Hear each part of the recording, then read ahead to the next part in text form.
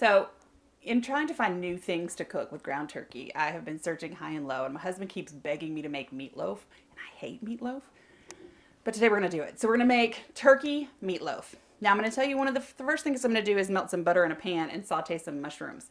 I put mushrooms in my meatloaf and not onions because my family hates onions. So I'll add a little minced onion at the end. I mean, when I mix it all together, but I won't cook onions because I don't like them. So instead, I have about 2 cups of mushrooms that I have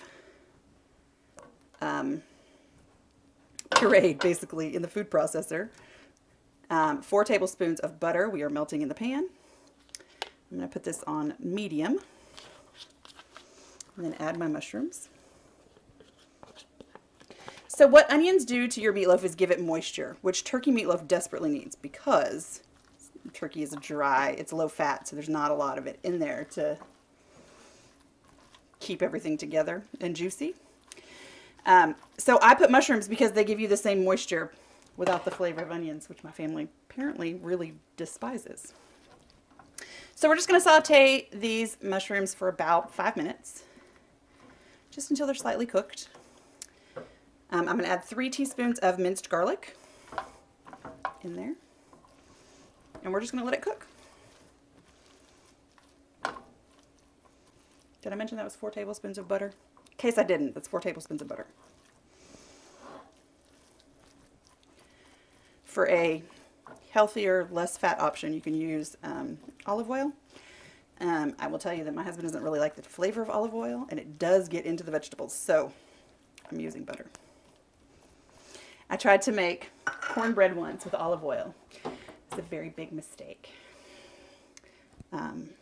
Really, I had half a cup of vegetable oil and I needed a cup, and so I used a half a cup of vegetable and a half a cup of olive oil, and he said that was gross and never to do that again. He said it felt like I was trying to do something gourmet and fancy, and he didn't like it.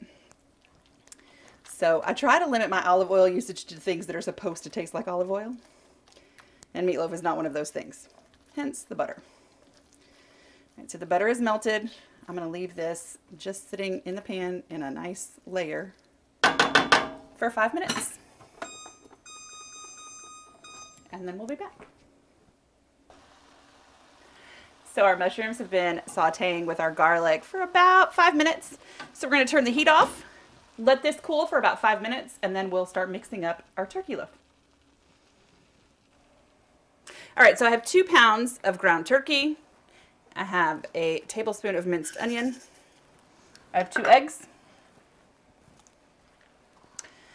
I have a teaspoon of black pepper, a teaspoon of salt,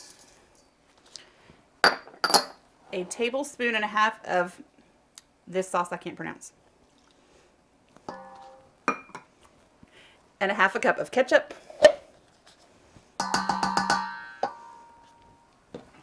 the mushroom and garlic that I made,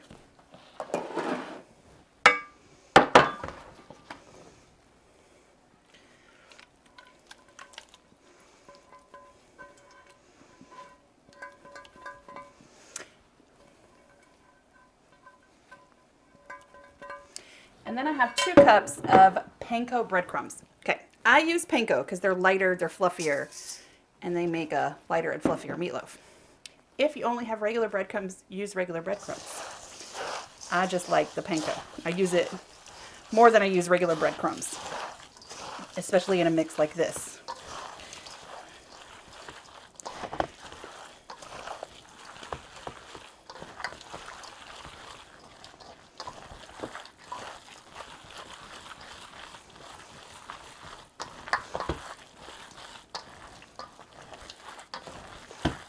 So then I'm just going to mix everything together. I use my hands because it's easier on me, but I also use gloves.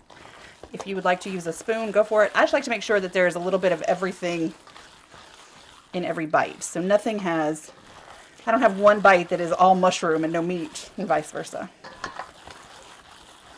Okay.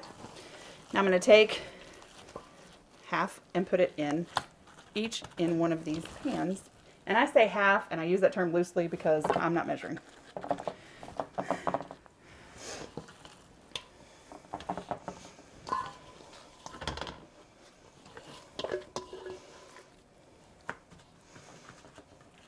And these are going to bake in a 350-degree oven for about an hour.